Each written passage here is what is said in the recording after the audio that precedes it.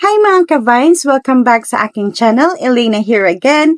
And today, pag-uusapan natin ang isang isyong matagal nang hinihintay ng maraming SSS pensioners. Ang second tranche na dagdag 1,000 pesos sa SSS pension. Pero bago yan, kung bago ka pa lang sa aking YouTube channel, pakiclick ang notification bell at itakda ito sa all para lagi kang updated sa lahat ng mga videos na aking i-upload. Salamat sa suporta! Actually, kaya ako ginawa ang video nito kasi may nag-message sa akin sa page. Tinanong kung matutuloy pa ba ang second tranche. Hindi ko nalang babanggitin ang pangalan niya for privacy, pero thank you sa'yo dahil sa tanong mo, mabibigyang linaw natin to para sa mas maraming tao. Ito yung totoong nangyari noong 2017. Balikan muna natin. Noong January 2017, inaprubahan ni dating Pangulong Rodrigo Duterte ang unang tranche ng dagdag na 1,000 pesos sa monthly pension ng mga SSS pensioners. At good news, ito po ay naipatupad at hanggang ngayon tinatanggap na ng mga pensyonado. So, kung ikaw ay pensioner, yung dagdag na 1,000 pesos buwan-buwan na natatanggap mo ngayon, yan yung first tranche. Pero ang original plan talaga, 2 bugso yan. Kaya may tinatawag na second tranche na inaasahan sana sa 2019. Pero teka, anong nangyari? Bakit natuloy ang una pero yung second hanggang ngayon wala pa rin? Well, dito na pumapasok ang RA 11199 o ang SSS Law of 2018 na pinirmahan ni President Duterte noong 2019.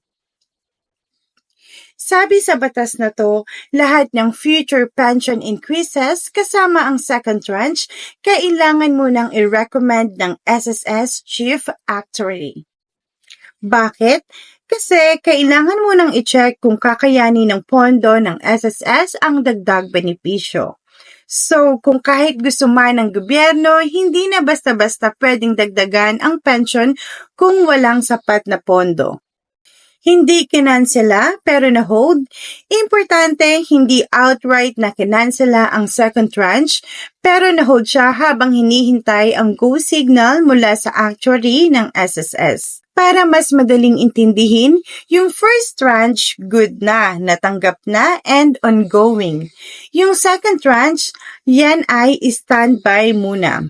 Ang dahilan, ang pondo ng SSS ay hindi galing sa buwis ng gobyerno, kundi sa contribution nating mga miyembro at employers. Kaya dapat siguraduhin na sustainable ito para sa mga retirees ngayon at sa mga magre-retire pa lang. So, tanong ng marami, may pag-asa pa bang maaprubahan ang second tranche? Ang sagot, oo, posible pa pero may mga kailangan mangyari. Dapat tumaas ang koleksyon ng SSS, kailangang bawasan ang mga delinquent employers at higit sa lahat dapat ma-recommend ng actuary ng go signal. May mga panukalang batas na rin sa Kongreso para dito pero as of now, wala pang aprobadong second tranche kaya abangan natin kung kailan muling magkakaroon ng development. So, ano ang pwede nating gawin habang naghihintay?